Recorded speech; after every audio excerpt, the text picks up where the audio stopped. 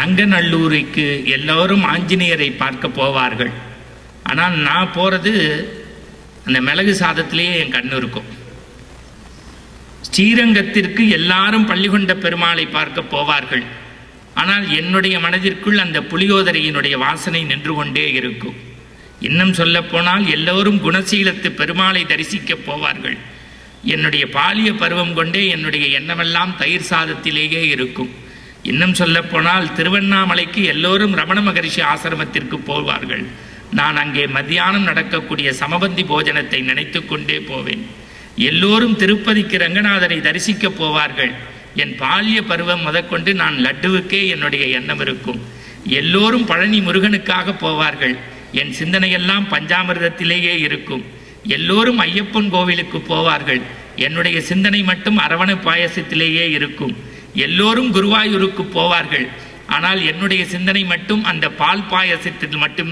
அங்கே மட்டும்தான் பேர் வச்சோன்னு குழந்தைக்கு சொம்புல பால் கொடுப்பாங்க. அந்த மாதிரி பால் பாயசம் அமிர்தம்ங்கிறது எப்படி இருக்கணுங்கிறத குருவாயூரில் சாப்பிட்டு பார்க்கணும்.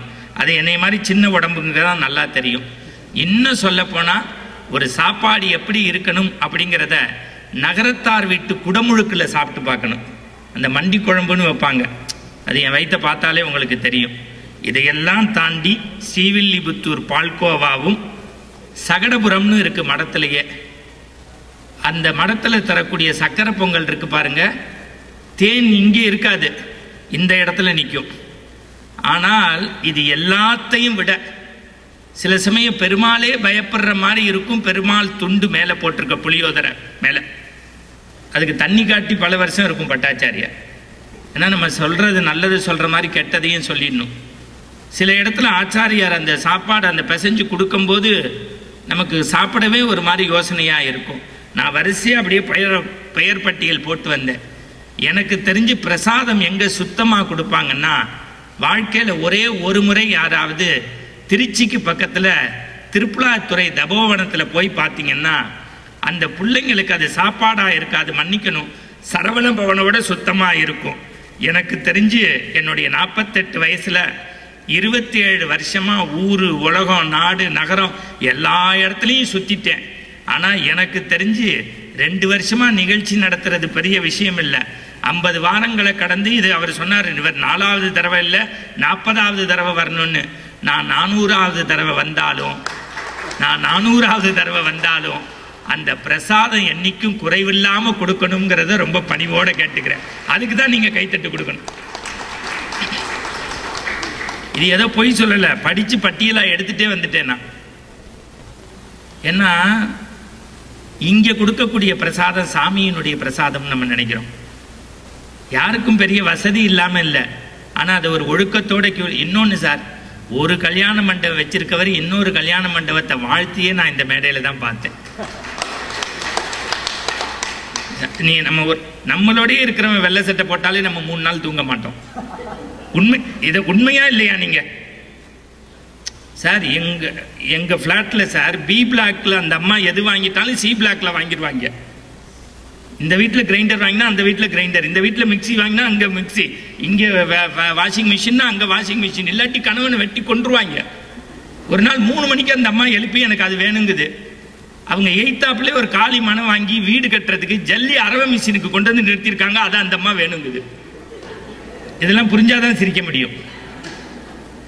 இப்படி பக்கத்து வீட்டுக்காரனை பார்த்தே வாழக்கூடிய நம்ம உலகத்துல இந்த இடத்துக்கு மண்டபம் டிஎன்சி மணிவண்ணன் சார் கொடுக்கறதுல ஆச்சரியம் இல்லை. அதை ஒரு வேள்வியா பண்றாரு. ஆனா அவர் கேட்ட உடனே இந்த மண்டபமும் உங்க மண்டபமும் கொடுத்தாரு. அவருக்கு நான் நன்றி சொல்றேன்.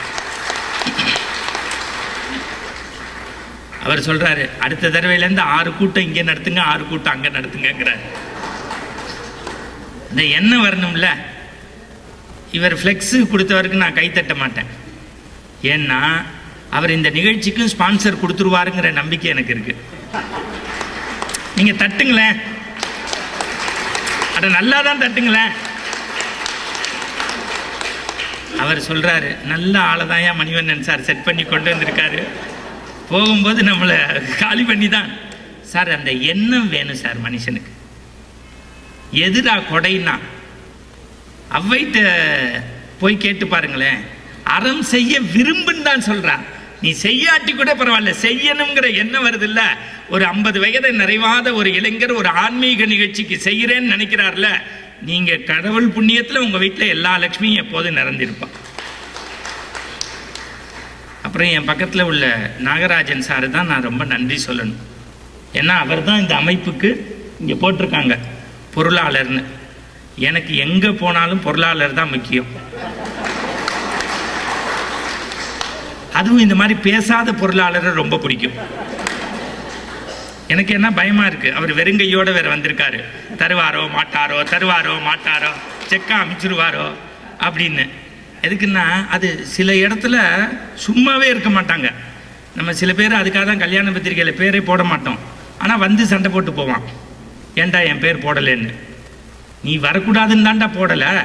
ஆனால் இவர் பொருளாளராக இருந்தும் அவர் வயது எவ்வளவு கடந்த வயது, ஆனால் எளிமையாக அவர் பாட்டுக்கு அடுத்த வார்த்தை என்கிட்ட, ஐயா நீங்கள் உட்காந்து தானே பேசுவீங்க, எங்கள் பேச்சு எங்கள் மனசில் உட்காருதோ இல்லையோ நீங்களாவது உட்காந்து பேசுங்கன்னு இறங்கி போயிட்டாங்க. அவருக்கு ஒரு கைத்தட்டு கொடுங்க, அற்புதம்.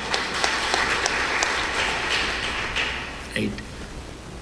மணிவண்ணன் சாரை எல்லாருமே ஷிஃப்ட் போட்டு பாராட்டுவீங்க, அவர் தான் நடத்துகிறாரு, கோச்சுக்காதீங்க. அவரை விட செல்வந்தரையும் நான் பார்த்துருக்கேன், அவரை விட கல்வியாளர்களாக வச்சுருக்கவங்களையும் நான் பார்த்துட்டேன். ஆனால் அடுத்த தலைமுறை 3 பேரையும் தான் நாற்காலிக்கு பக்கத்தில் சரிசமமாக உட்கார்ந்து இருக்கக்கூடிய மனுஷனை நான் இன்னைக்கு தான் பார்க்குறேன். அது ரொம்ப முக்கியம் இல்லை.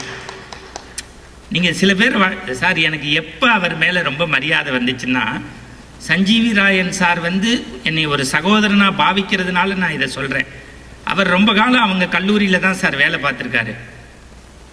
தான் கல்லூரியில் வேலை பார்க்குற யாரும் அடுத்த கல்லூரி வாதியார்கிட்ட பேசினாலே வீட்டுக்கு அனுப்பிச்சிருவாங்க. உண்மை. நமக்கு ஒன்றும் இங்கே பேசி ஒன்றும் ஆக போகிறதில்ல. மணிவண்ணன் சார் 8 தடவையாக நான் இப்போ 4வது தடவை வந்திருக்கேன், செயின் போடுவார் நானும் நினச்சிக்கிட்டே தான் இருந்தேன். இருக்கட்டும், போடலன்னு தெரிஞ்சு போச்சு. அப்புறம் என்ன, அவரை பற்றி எல்லாத்தையும் சொல்லிட வேண்டியதானே.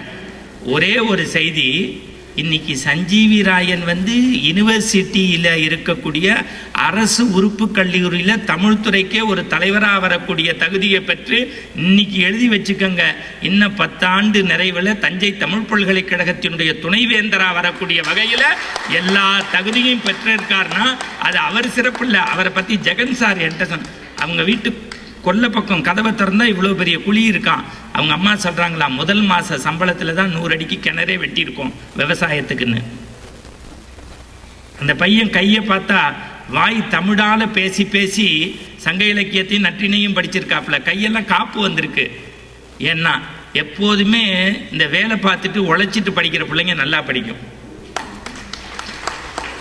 சஞ்சீவி ராயன் சாரை இந்த வார்த்தைகள் அவருடைய உரிமை இல்லாமல் பர்சனல் பேசக்கூடாது. ஆனால் அவரை விட தன்னிட்ட வேலை பார்க்குற ஒருத்தருக்கு தான் கல்லூரியை விட அரசு கல்லூரியில் நிரந்தரமாக வேணும், ஒரு யூஜிசி ஸ்கேல் வாங்கணும்னு நினைச்சார்ல, அந்த மனுஷனை கைகூப்பி வணங்குவதற்கு கடமைப்பட்டிருக்கேன். அவர் நல்லா இருக்கணும்னு ஒரு ரவுண்ட் அப்ளாஸ் கொடுங்க, நல்லா இருக்கட்டும். அப்போ இப்போ சவுந்தரபாண்டியன் எங்களை தூக்கி சாப்பிட்ற மாதிரி இப்போ 2 பேரும் பொங்கல் பட்டிமன்றத்தில் போய் பேசியிருக்காங்க டிவியில். சவுந்தரபாண்டியன் எனக்கு பேச ஆரம்பித்தா பயமாக இருக்கும். ஏன்னா இந்த பட்டிமன்றம் சராசரியாக பேசி 10 ஜோக்கு 20 கதையை திருப்பி சொல்கிறாங்கல்ல, அவங்களோட இவர் நல்லா பேசுகிறாரு. உண்மை. அவங்க நம்ம ஊருக்காரங்கள நம்ம உங்கள் ஜெகன் இருக்கார் பாருங்க, எழுத்தாளர் எஸ் ராமகிருஷ்ணன் தமிழ்நாட்டில் எனக்கு தெரிஞ்சுங்க ஜெயகாந்தனுக்கு பிறகு ஆண்மையுள்ள ஒரு எழுத்தாளர் யாருன்னா எஸ் ராமகிருஷ்ணன். 100 புஸ்தகம் எழுதியிருக்காரு. அவருடைய கதாவிலாசமோ உபமாண்டமோ தேசாந்திரியோ யாமமோ இங்கிலீஷ் லிட்ரேச்சர் படித்தவங்க. அவங்களும் எம்பி தமிழச்சி தங்கப்பாண்டியனும் கிளாஸ்மேட்டு.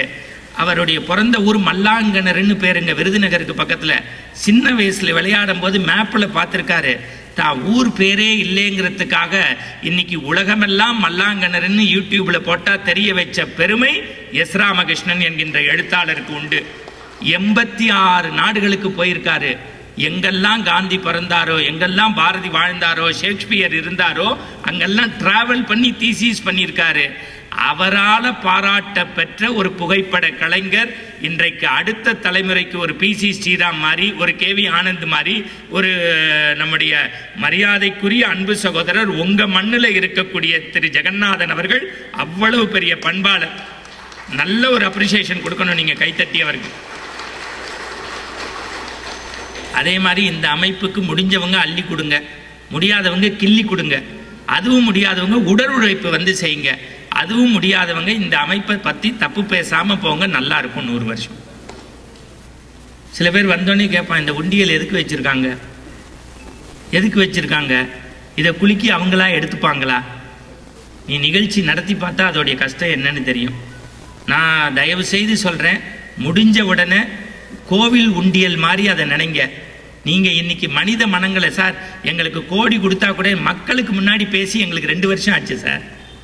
காசு இருந்து என்ன பண்ணுறது? கீரை கட்டுக்காரி 2 ஃபோன் வச்சுருக்கா, வேணும்னு ஒன்று வேண்டான்னு ஒன்று. அதானே உண்மை. அந்த காசை வச்சு நல்ல காரியங்களுக்கு பயன்படுத்தணுங்கிற எண்ணம் இருக்கு பாருங்க.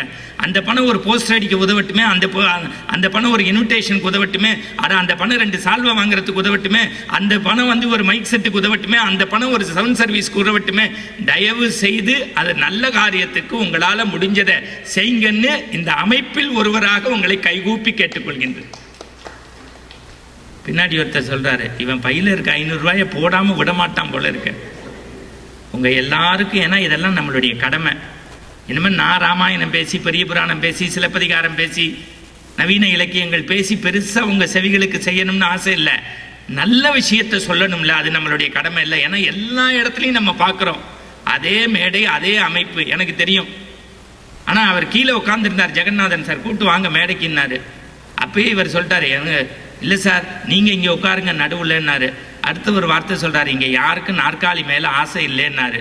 அந்த ஆசை இல்லாததுனால தான் ஆன்மீகத்தில் ஆனந்தத்தில் பேசுவதை நாங்கள் பெருமையாக இல்லை கௌரவமாக நினைக்கிறோம்.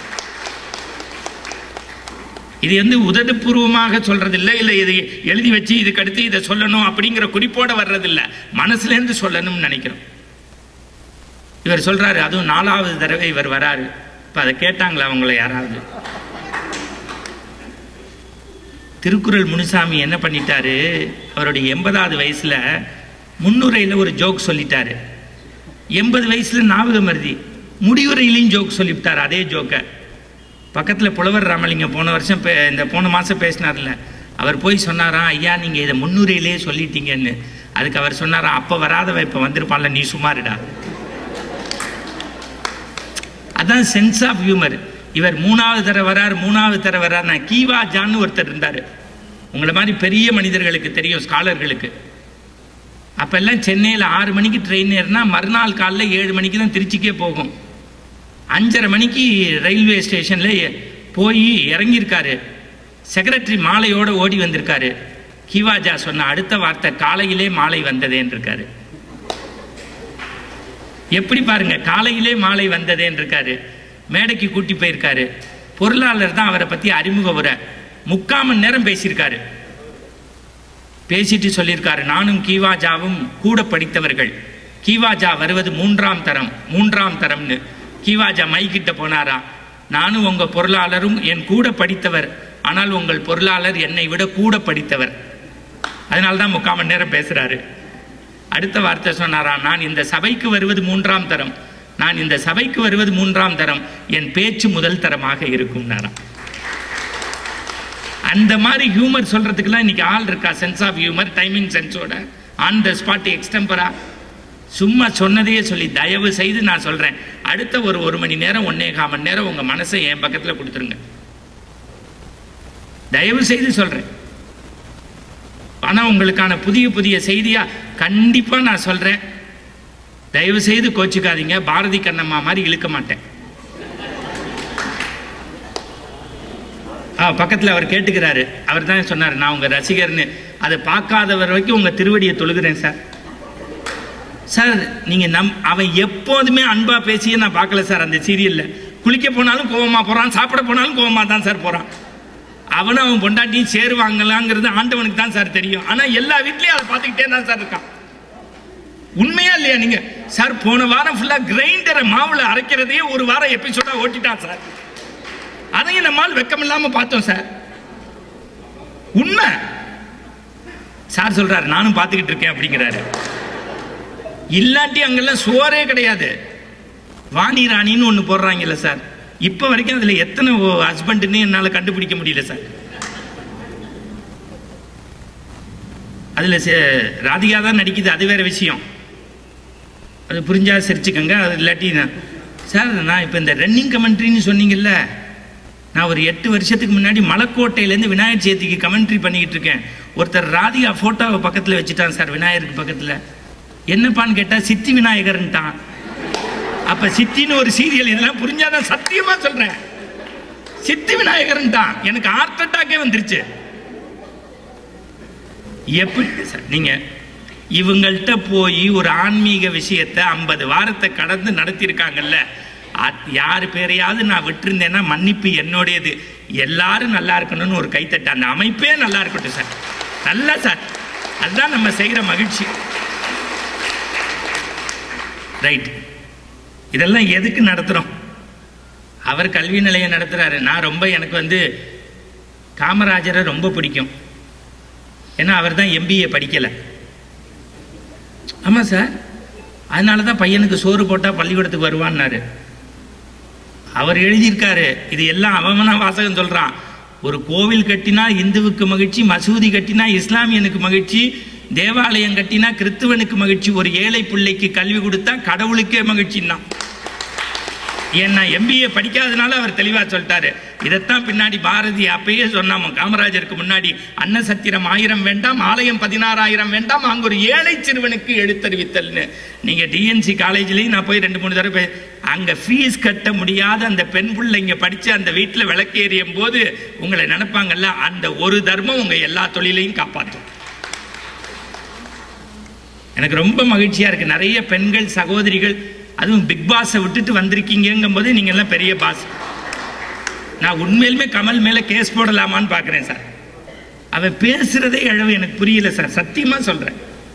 அதில் ஏதாவது ஒரு ஆரோக்கியமாக, எனக்கு அவருடைய நடிப்பு அன்பே சிவம் பார்த்துருக்கேன், குணா பார்த்துருக்கேன், மகாநதி படம் அந்த சிட்ஃபண்ட் நடத்தி அழ வச்ச நடிகர் சார். இல்லைன்னு நான் சொல்லல, அந்த பிக் பாஸ் கன்றாவியாக குடும்பத்தில் உட்காந்து பார்க்க முடியல சார். ஆனால் அதுக்கு மத்தியில் இப்படி ஒரு 400-500 பேர் உட்காந்து கேட்குறீங்கிறதே நான் சத்தியமாக சொல்கிறேன், இது ஏதோ மாதாந்திர கூட்டம் மாதிரி தெரியல, ஒரு மாநாடு மாதிரி இருக்குது. ஆனால் ஒன்றே ஒன்று, நீங்கள் அரசியலில் நின்றாதீங்க. நின்னா கட்சிக்கு தலைவன் ஆக்கிடுவாங்க உங்களை. ஏன்னா இப்போ 2 பேர் போனால் கட்சிங்கிறாங்க, 5 பேர் போனால் கூட்டங்கிறாங்க, 50 பேர்னா மாநாடே நடத்திட்டாங்கிறாங்க. அதுவும் தருமபுரியில் 500 பேரை காசு இல்லாமல் கூட்டுறது ரொம்ப பெரிய விஷயம். இது புரிஞ்சா புரிஞ்சுக்கங்க, அவ்வளோதான் நான் சொல்லுவேன். அதில் ஒருத்தர் சிரிக்கிறார், இவன் வில்லங்கத்தை வெளியில் விடாமல் போக மாட்டான்னு. எனக்கு என்ன மகிழ்ச்சினா, உங்கள் எல்லாரையும் கைகூப்பி வணங்கி மண்ணும் மரபுகள்னு ஒரு பெரிய தலைப்பு கொடுத்துருக்கார் சார்.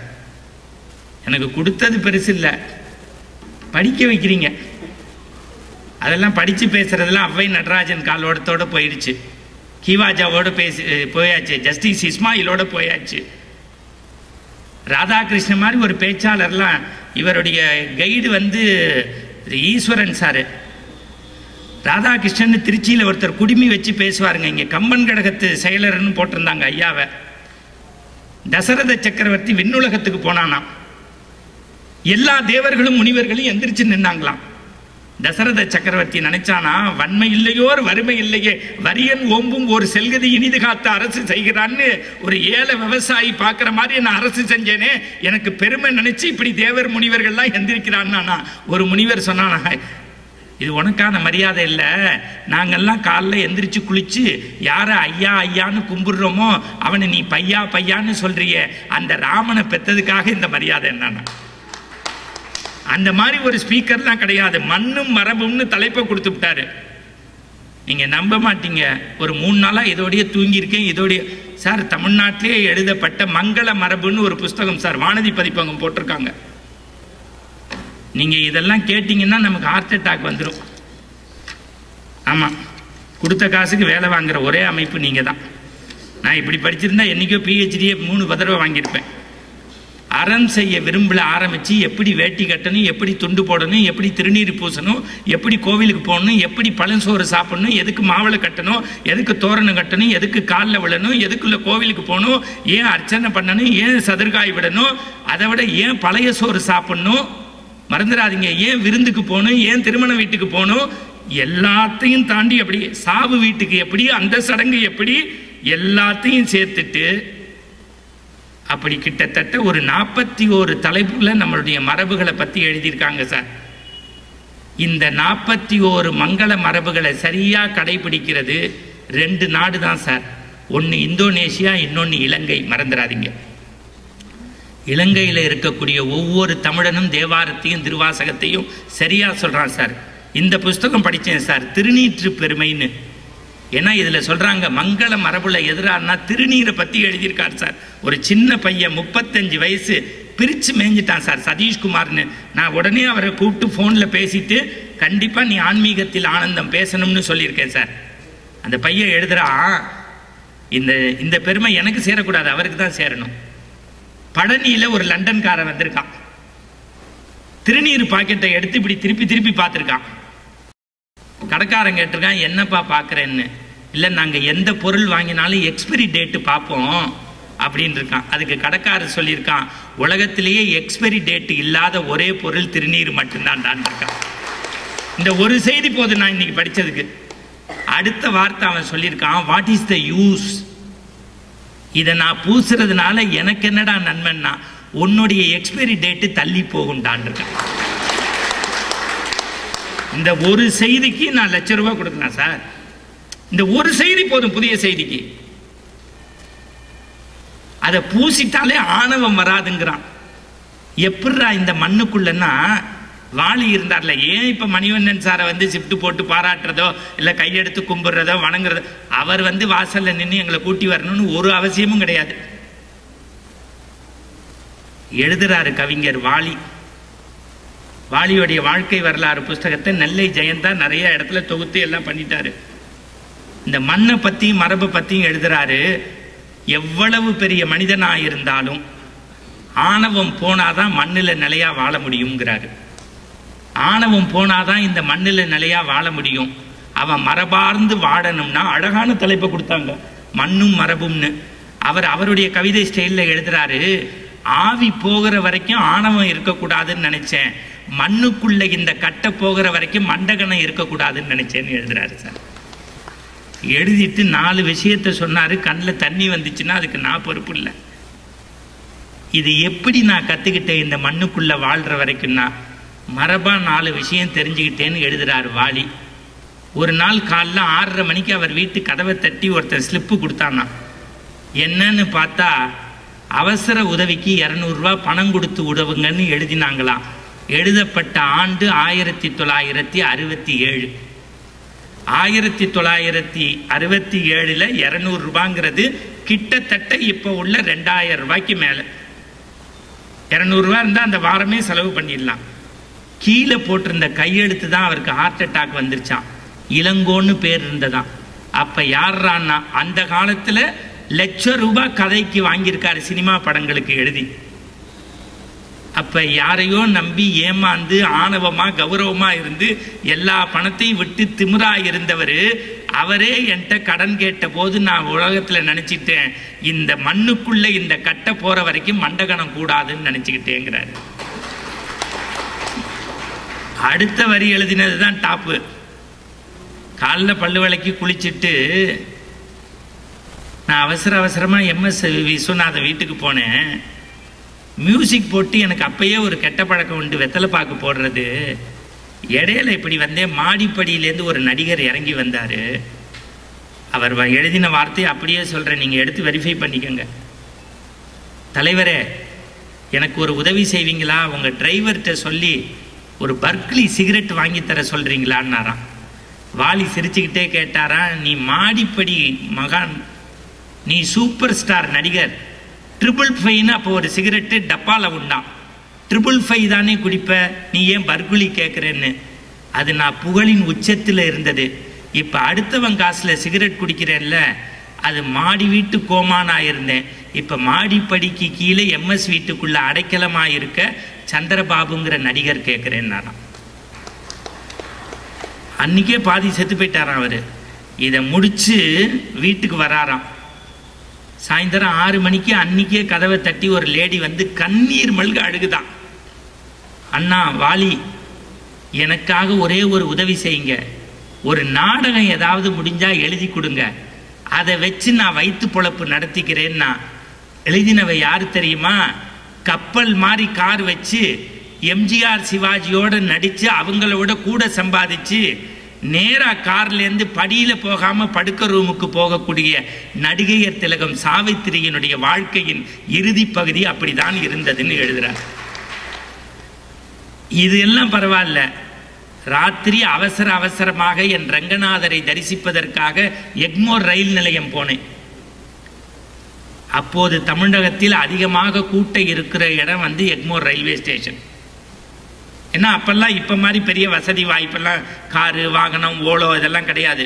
ரொம்ப நெருக்கமாக கூட்டம் இருக்கும். அவ்வளோ பெரிய கூட்டத்துக்குள்ளேயும் கேட்பாரற்று ஒரு மனிதர் பெட்டியோடும் கூஜாவோடும் நின்றார். அவர் அருகே போய் கண்ணை பற்றி கொண்டு கையை பற்றி கொண்டு தாரை தாரையாக அழுதேன்.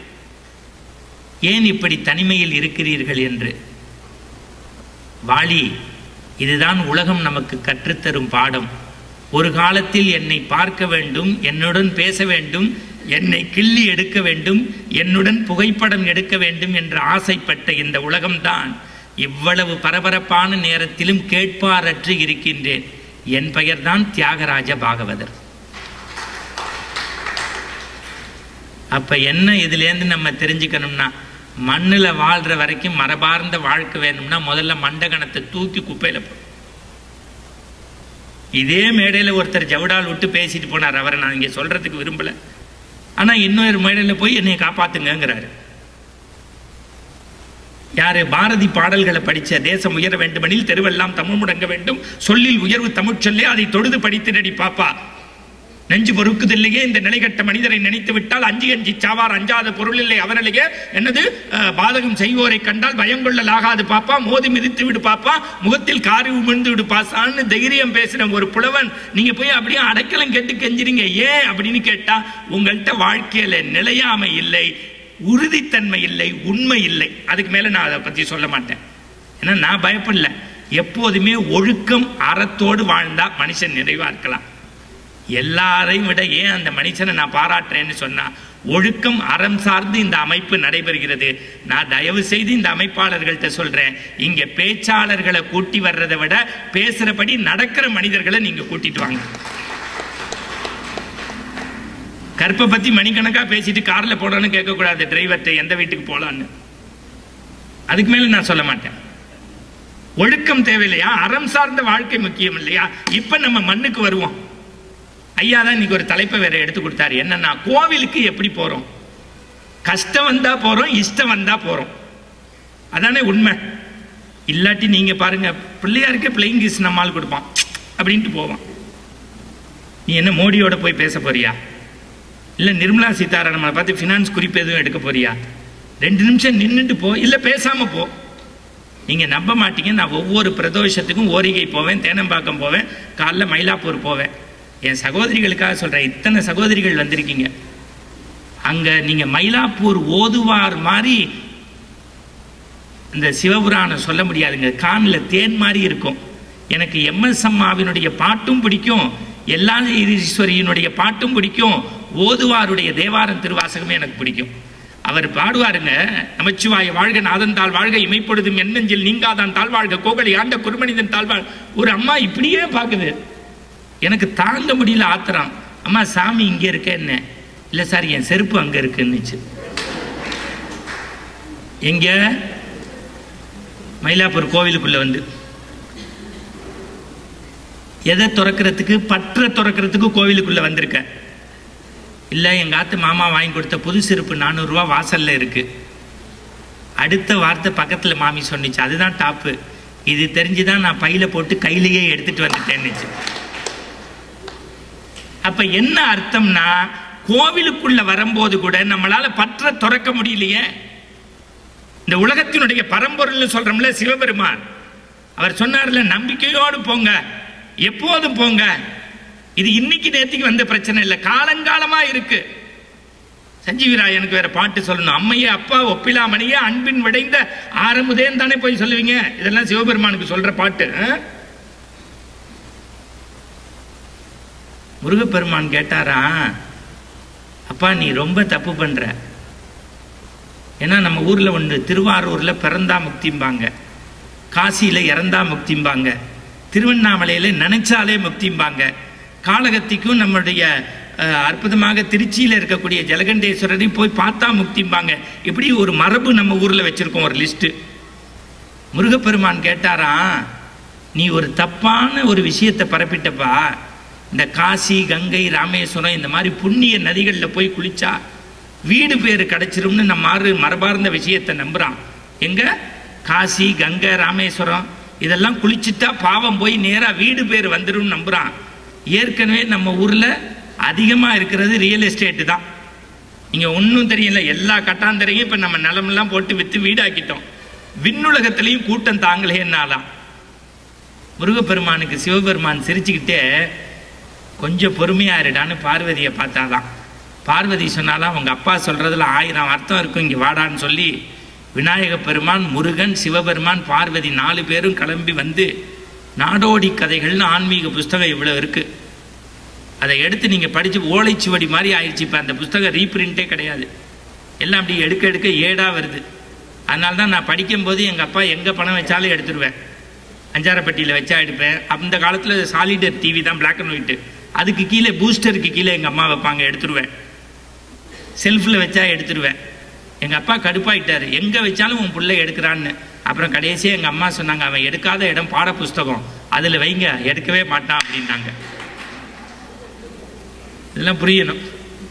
அதனால தான் அதுக்கு பேர் நூல்னு பேர், இதுக்கு பேர் மரம்னு பேர். இந்த மரத்தின் கோணலை சரி செய்கிறது தச்சனின் கைநூல். மரத்தின் கோணலை சரி செய்வது தச்சனின் கைநூல். மனிதனின் மனத்தின் கோணலை சரி செய்வது புலவனின் கைநூல். அதனால்தான் நூலை படியுங்கள் சங்கத்தமிழ் நூலை படிங்கன்னா. அதனால்தான் படி நிலை கூடம்னு வச்சான். படிக்க வேண்டியதை படித்தாதான் நீங்கள் நிலையாக இருக்க முடியும். அப்போ தான் 4 பேர் கூடும்போது நல்ல விஷயத்தை சிந்திக்க முடியும். அப்படி தான் நம்ம தமிழன் வீடே கட்டியிருக்கான் மரபில். இப்போ நான் விஷயத்துக்கு வரேன். அதில் எழுதுறாரு, சிவபெருமான் முருகனையும் விநாயகரையும் கூப்பிட்டுட்டு நேராக பார்வதியோட கங்கை கரைக்கு போயாச்சு. ஏன்னா இங்கே குளிச்சுட்டா தான் பாவம் போயதில்லை, நேராக வீட்டுக்கு பேர் கிடைச்சிரும்ல. எல்லா மனுஷனுக்கும் அதுதானே. கடைசியில் புத்தி வந்துருச்சும் போல சொல்லுவோம்ல, சாகும்போது சங்கரா சங்கராங்கிறோம். இப்போ என்ன பண்ணுற பாவம் எல்லாம் வாங்க காசிக்கு போனால் பாவம் தொலையும், நேராக போகிறோங்கிறோம். போயாச்சு. முருகப்பெருமான் கேட்டாராம், அதான் ஒரு நாளைக்கு 1,00,000 பேர் குளிக்கிறானேப்பா, 1,00,000 பேர் குளிக்கிறானேப்பா. அவர் சொன்னாரா, கொஞ்சம் பொறுமையாக உட்காந்து பாருடான்னாராம். இந்த உங்களுக்கு தெரியும், பனிக்காலத்தில் நம்ம எப்படி குளிப்போன்னு உங்களுக்கு தெரியும். முதல்ல நீர்நிலைகளுக்கு போனால் டக்குன்னு போய் குளிச்சிட மாட்டோம். அன்றைக்கி திருச்செந்தூரில் பார்க்குறேன், அப்பா குளிக்க போனார், பட்டார்னு பையன் ட்ரௌசரை கழட்டி உள்ளே விழுந்துட்டான். அம்மா தூக்கி சட்டார்னு அரைஞ்சாங்க. லூசு பையில, உனக்கு தான் நீச்ச தெரியாதுல்ல, நீ எதுக்கு போகிறேன்னு. அவன் திருப்பி கேட்டான், அப்பாவுக்கு தான் தெரியாதுன்னு. அவர் பேரில் 50,000 ரூபாய்க்கு இன்சூரன்ஸில் பணம் இருக்குடா, நீ சும்மா இருடா அப்படின்ட்டாங்க. சரி, அது இருக்கட்டும். இப்போ நல்லா கவனிச்சுக்கோங்க. ஒரு 80 வயசு பெரியவர் முதல்ல லேசாக போய் கங்கையில் காலை விட்டார். முதல்ல எப்போதுமே இந்த குளிக்கும் போது புது தண்ணியில் என்ன பண்ணுவோம்னா, அது நமக்கு ஒத்துக்கு தானே அப்படி சில்லுப்புக்கு பார்த்தோம். கொஞ்சம் இன்னும் காலை விட்டார், கொஞ்சம் உடம்ப விட்டார், அடுத்து உள்ளே விட்டார். அந்த ஆற்று தண்ணி இவரே தூக்கிடுச்சு. இது மனிதனுடைய இயல்பு. 80 வயசு, நிலை தடுமாறிடுச்சு, போயிட்டாரு. பக்கத்தில் இருக்க மனைவி சொன்னா, ஐயோ என் வீட்டுக்காரர் கங்கை தூக்கிட்டா, என் வீட்டுக்காரர் கங்கை தூக்கிட்டா, காப்பாத்துனா. 10 பேர் ஓடி வந்தான் காப்பாத்துறதுக்கு. இந்த அம்மா கிட்டக்கு வந்து கை நீட்டினா, நீங்க பாட்டுக்கு சடார்னு என் புருஷனை காப்பாத்திர முடியாது. என்னம்மா நீ தான் இப்ப காப்பாத்துன்னு கத்தின, காப்பாத்துறதுக்கு வந்தா கையை நீட்டி நோ என்ட்ரின்னு போர்டு போட்டு நீங்க நினைச்ச மாதிரி காப்பாற்ற முடியாது. என்ன ப்ராப்ளம்னா, தப்பே செய்யாதவங்க தான் என் புருஷனை தொட்டு தூக்கணும். தப்பு செஞ்சவங்க தூக்கினீங்கன்னா உங்களையும் கங்கை தூக்கிடுவா. நீங்களும் போய் என் புருஷனும் போயிட்டா, என் புருஷன் போயிட்டான்னா நான் திருப்பி இங்கேருந்து ஊருக்கு போக மாட்டேன், நானும் கங்கையில் செத்துருவேன்னா. இந்த வந்த 10 பேரும் போனா, ஒருத்தனை காப்பாத்துறதுக்கு எதுக்குடா 10 பேரை கங்கை தூக்குவாளேன்னு திருப்பிட்டான். 25 வயசு பையன் நேரா ஓடி வந்தான். 4 முளை வேட்டி கட்டியிருந்தான். 4 முளை வேட்டி கட்டியிருந்தான். சடார்னு அப்படி கிழிச்சான். நம்ம சவுந்தரபாண்டியன் மாதிரி இளைஞர் சடார்னு வேட்டியை கிழிச்சான். உள்ள கோமனம் படார்னு உள்ள விழுந்தான். அந்த பெரியவருடைய முடியை பிடிச்சி சடார்னு கொண்டு வந்து கடையில் போட்டான். 2 தடவை வைத்து அமைக்கினா தண்ணியை கீழே துப்பிட்டாரு. கண்ணை முழிச்சுட்டாரு. இந்த வந்த 10 பேரை அடிக்கிறதுக்கு அவனை கையை ஓங்கினான். ஏன்டா காப்பாற்றிருக்கேன், ஏன்டா அடிக்க வரீங்க, நீங்கள் வாடா. நாங்கள் இந்தியாவில் ஒவ்வொரு மாநிலத்திலேருந்து 10 பேர் வந்திருக்கோம். அந்த அம்மா கத்தினது என் காதில் விழுந்துச்சு. அவனை காப்பாற்றுங்கன்னு சொன்னாங்க, நாங்களும் காப்பாற்ற தான் போனோம். ஆனால் அந்த அம்மா அடுத்து ஒரு வார்த்தை சொன்னாங்க, தப்பு செய்யாதவங்க தான் காப்பாற்றணும்னு. உன்னைய பார்த்தா 26 வயசு பையனாக இருக்க, இது வரைக்கும் வாழ்க்கையில் நீ தப்பே செஞ்சதில்லையான்னா. அடுத்த வார்த்தை அவன் சொன்னான் கைகூப்பி, ஐயா எனக்கு இந்த தப்பு சரியை பற்றியெல்லாம் தெரியாது, 26 வயசாகுது, 3 வயசாக இருக்கும்போது நான் இந்த இடத்துக்கு வந்தேன். இது வரைக்கும் ஒரு நாள் நான் கங்கையில் குளித்தது கிடையாது. ஆனால் ஒன்றே ஒன்று, இந்த மண்ணை எடுத்து காலைல பல்லு விளக்கி கங்கை தண்ணியை எடுத்து வாய் கொப்பளிச்சுட்டு போவேன். இங்கே நிறைய ஆச்சாரியர்கள் நெற்றி நிறைய திருமண்ணை இட்டுக்கிட்டும் திருநீரை பூசிக்கிட்டு உக்காந்துருப்பாங்க. எல்லாரும் பிண்ட பிதுர் தர்ப்பணம்னு செய்வாங்க. பண்ணி முடிச்சோன்னு 3 பிண்டத்தை கொடுத்துட்டு பின்னாடியா போட்டு 3 தடவை முழியிருங்க, உங்க பாவமெல்லாம் போயிடும், பாவமெல்லாம் போயிடும், பாவமெல்லாம் போயிடும்பாங்க. என்னுடைய 3 வயசுலேருந்து 26 வயசு வரைக்கும் கேட்டு கேட்டு பழுதாய் போச்சு. நான் இது வரைக்கும் 23 வருஷமா பாவம் செஞ்சதாவே வச்சுக்கங்களேன். இப்ப கங்கையில குளிச்சுட்டேன்னா என்னுடைய பாவத்தை கங்காதேவி எடுத்துருவாங்கிற நம்பிக்கை இருந்துச்சு. அதனால விழுந்து காப்பாத்திட்டேன் நானா. நல்லா தெரிஞ்சுக்கங்க. அடுத்த வார்த்தை அவன் சொன்னான், எனக்கு வேதம் ஆகமம்லாம் தெரியாதியா, நான் பக்கத்து மயான பூமியில வேலை பார்க்கிற புலையன்.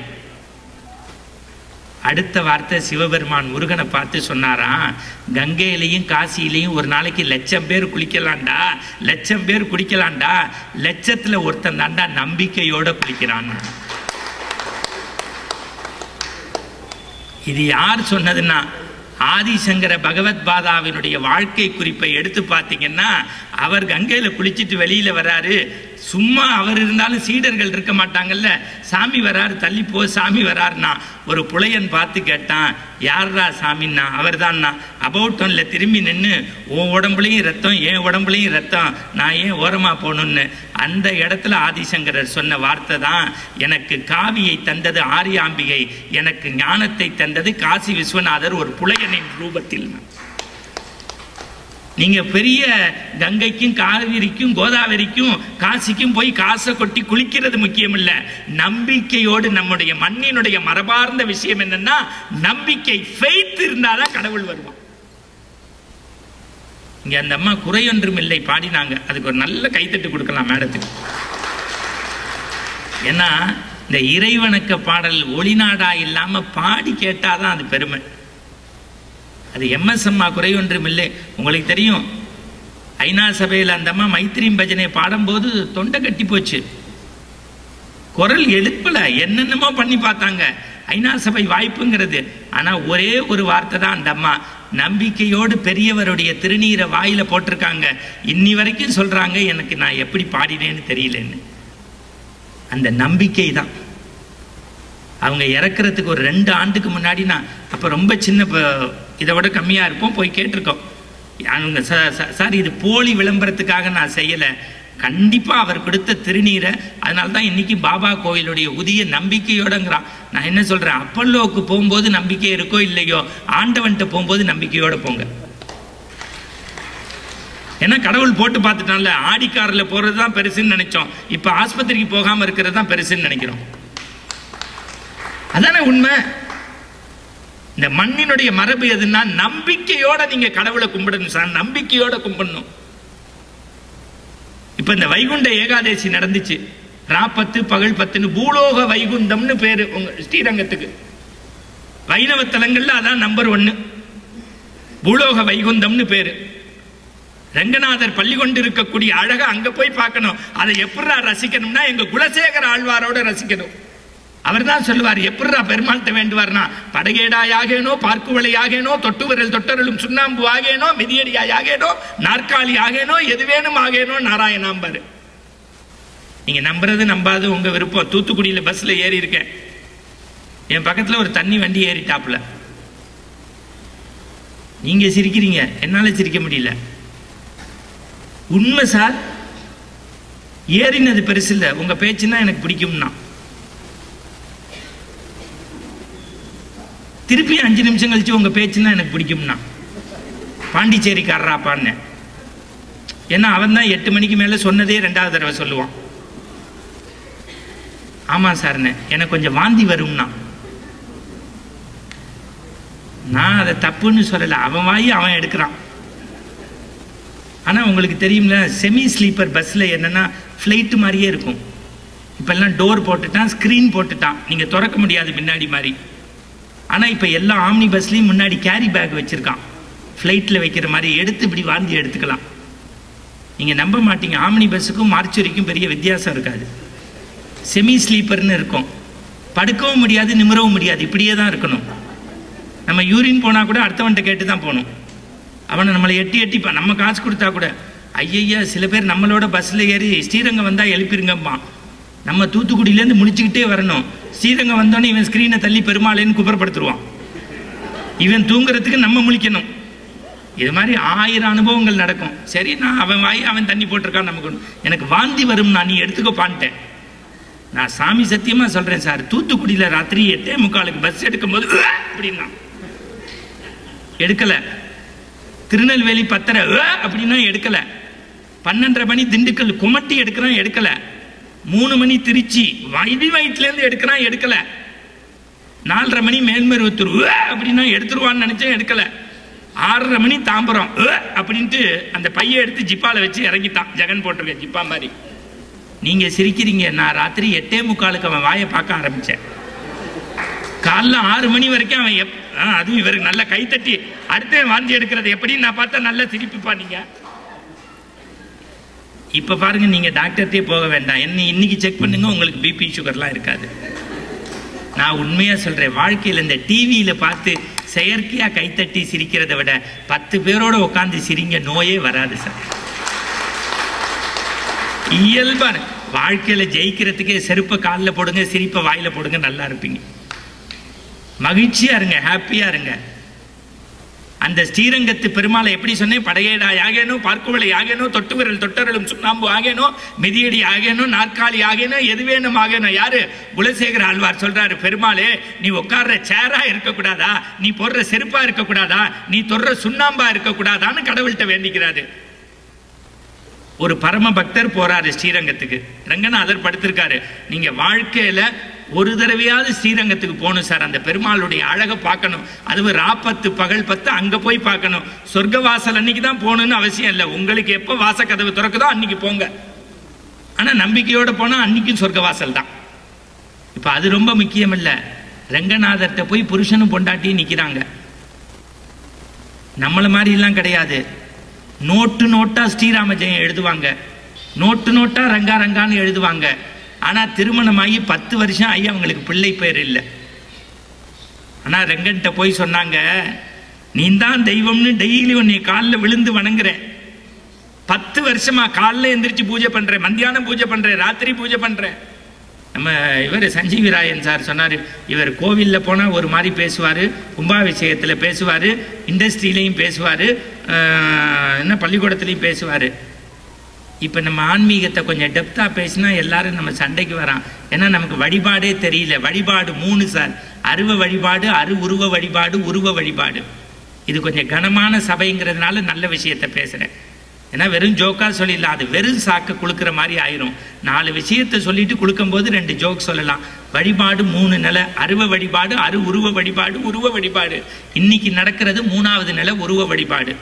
2 விஷயம்தான் கோவில் கும்பாபிஷேகம். ஒன்று சாமியை கோவிலில் கட்டி கும்பாபிஷேகம் பண்ணுறது, இன்னொன்று இருக்கிற கோவிலுக்கு 12 வருஷத்துக்கு ஒரு தடவை கும்பாபிஷேகம் பண்ணணும். இடையில பண்ணுவாங்க. எப்படின்னா, அப்பெல்லாம் கதவு வசதி எல்லாம் இல்லாத விஷ ஜந்து, பாம்பு, இந்த மாதிரி விஷங்கள் சாமியை தீண்டிட்டா ஒரு கும்பாபிஷேகம் பண்ணுவாங்க. அதுக்கு பெரிய ஆகமம் பார்க்க வேண்டியதில்லை. இந்த தகவல் உங்களுக்கு பிடிச்சிருந்தா லைக் பண்ணுங்க, உங்க ஃப்ரெண்ட்ஸுக்கு ஷேர் பண்ணுங்க, மறக்காம எங்க சேனலுக்கு சப்ஸ்கிரைப் பண்ணுங்க.